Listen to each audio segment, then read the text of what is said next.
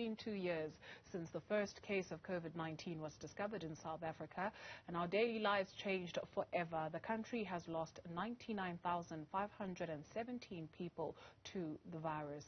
It's been hard for all citizens of South Africa, but particularly those on the front line. We speak now to General Practitioner Dr Mpilo Sithole. Dr. Sithole, thank you very much for availing yourself this afternoon. It's been quite the 2 years. How are you, firstly?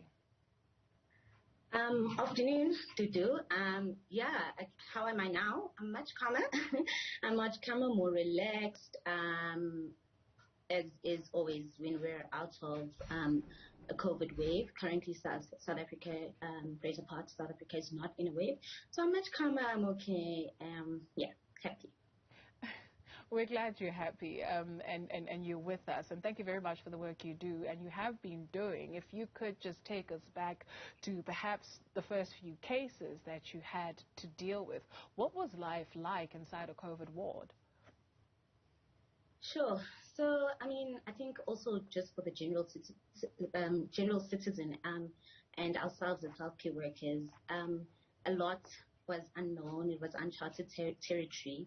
And I remember our HOD was just recently recollecting our first COVID case and how just generally overly, not overly, but certainly more apprehensive, cautious, over-investigating, possibly over-treating. And yeah, I think it was just generally as can be expected when one branches into unfamiliar territory. We were just taking it a day at a time and trying to source sort of literature and experience from our counterparts in other countries. We were scared. I'd say we were also quite scared because, I mean, it was an unknown disease, right? And a lot of us were sort of volunteering or, especially I'd say the younger crop of us were the ones who were putting our foot forward because initially the reports were, the elderly persons, people with comorbidities were more would suffer sort of more aggressive disease. And so we went in there quite scared but yeah, just putting on big boots and soldiering. It's good to see you smiling, by the way. Perhaps just talk to us also about the workload, right? So now you're faced with very long hours. You have to run around. There has been a discussion that South Africa produces some of the best doctors in the world because of the rigorous training that you go through before you finally get to the place where you are. How was that? I don't know. So I think basically our training and all the kinds of pathology, the diseases that we've seen, there's always been a structure that's existed, right? We have doctors as old as post-pension 70s. There's been structure, there's been protocol, almost a confidence in how you approach a certain condition. So this was a little bit more, I guess, it was more, we were more anxious because also our seniors and our the profs, the consultants, the specialists also really didn't know. They had no personal hands-on experience with the disease. So, when you know that your bosses don't fully know what to expect or fully know what they're going to do, it makes us doctors that are behind them a little bit more anxious. But I guess exemplary leadership, at least in my hospital, got us through. We gained more confidence. As more patients rolled in, more patients got discharged or either deceased. We gained more confidence. Long hours were bearable because I think my main point is basically where there is structure, I think most of us are able to thrive. And so the genesis or the beginning of COVID was, I think the part of our unease was that we just didn't know, are we doing the best for the patients? My decision says I should do, or my thought process says I should go this route or do this, but you're not sure.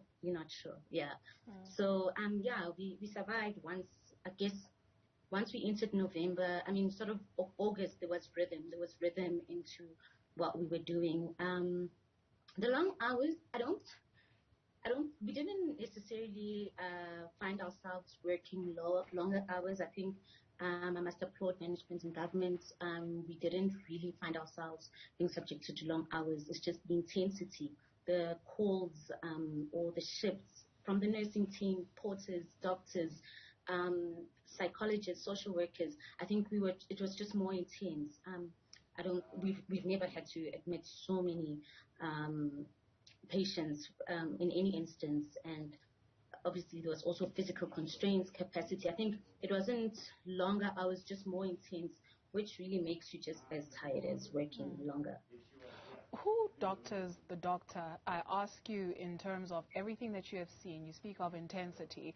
We report on numbers of people who pass away, or we reported on it on a daily basis at the height of it. This is what you guys saw. So who doctors the doctor? Sure, right. It's a beautiful question. Who doctors the doctors?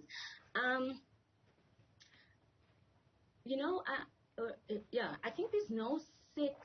Well, every organization, I guess, not in non-medical places, we do have a wellness center.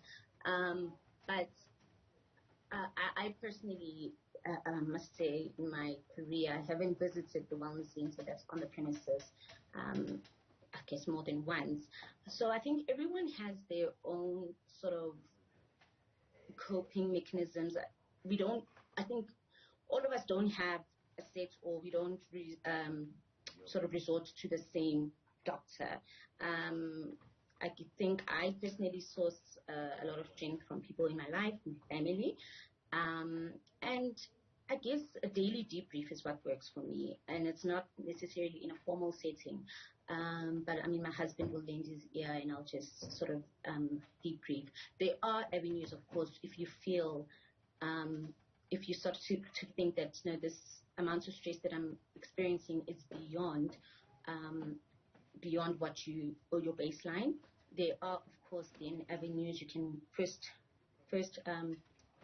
sort of person to approach is your HOD or your immediate senior, and then obviously hospital management, and then the wellness center that I mentioned.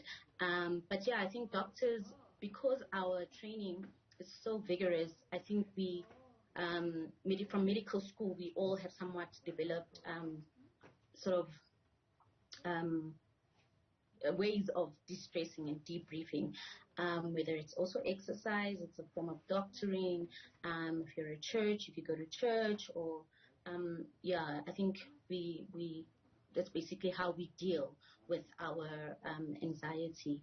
Although I have heard reports of colleagues right now being sort of pushed a little bit over the edge, and of course then you can pursue more formal care, whether it's a psychologist or a medical doctor, a psychiatrist. Those avenues do exist. But I think because the nature of the work, the nature of the job is so stressful, we all generally have daily sort of debriefing ways. Thank you very much, Dr. Mpilo Sithole, for the work that you do and have continued to do in the past 2 years. Thank you very much for joining us also on the program.